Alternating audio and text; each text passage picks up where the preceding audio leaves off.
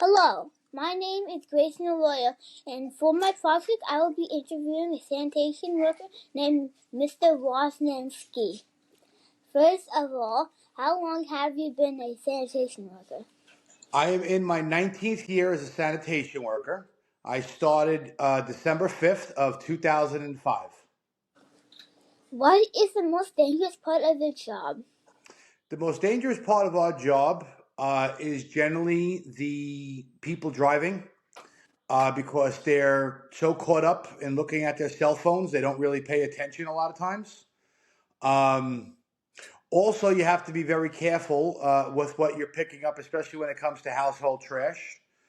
We had an incident in Manhattan a couple months ago where somebody threw out a half-filled oxygen tank, and as the truck compressed it during the route, the tank exploded and it blew out the sides of the truck. You know, people sometimes also throw out chemicals and acids. There was an incident over 20 years ago in Brooklyn where, unfortunately, somebody threw out a vat of hydrochloric acid, and when it was cycled up into the truck and the vat exploded, it hit the sanitation worker, and unfortunately, it killed him. What is the worst part of your job? The worst part of my job is probably working in the rain.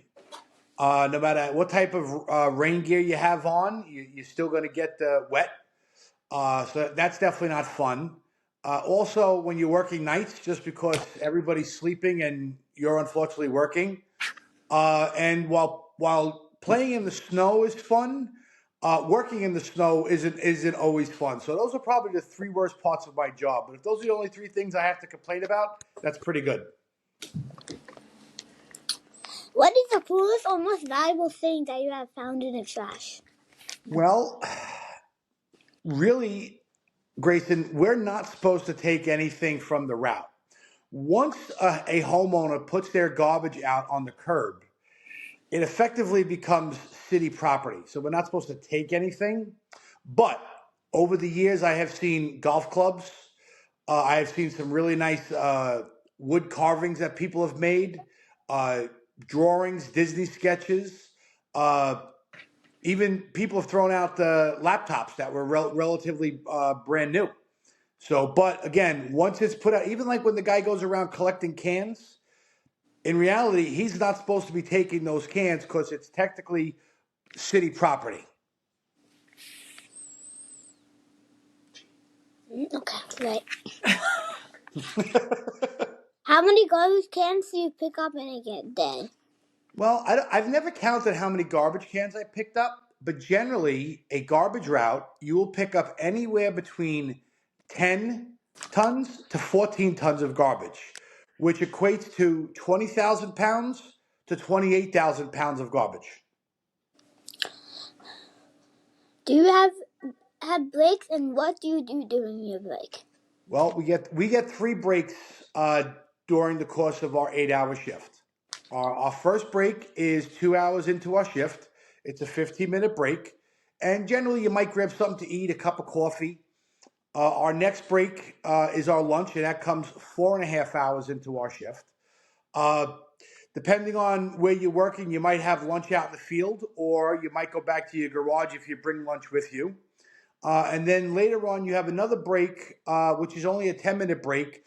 And generally, you take the break wherever you are in the field. You're not going to go anywhere. But we also have the option, Grayson, of we could work through our breaks and finish the route, and then we're done. We can't leave. We can't go home, but we're done for the day. What happens to the garbage?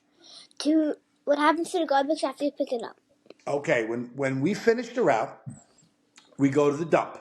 Okay, and when we go to the dump, the first thing we do is we scale onto the dump, and what that does is that they weigh the truck, and that tells us what our total weight is, and then we go dump the garbage. After we dump the garbage, we go on another scale, and that weighs us out again. So basically, it tells us how much we were before and how much we were after, and then they know how many tons of garbage we did. Um, With the garbage, what they do is generally they put it on big 18-wheel trucks and they haul it and they make what's called landfill. So basically, if they're looking to make extend a piece of land somewhere, that's a good healthy yawn. I like that. If they're looking to extend a piece of land, a lot of times they'll use garbage to as fill into the land. Um, if you're ever on the Belt Parkway and you go past Erskine Avenue, and you're going to see a state park by the name of Shirley Chisholm Park, that park was basically built all on top of landfill. I want to thank you for taking the time to sit with me to do this project.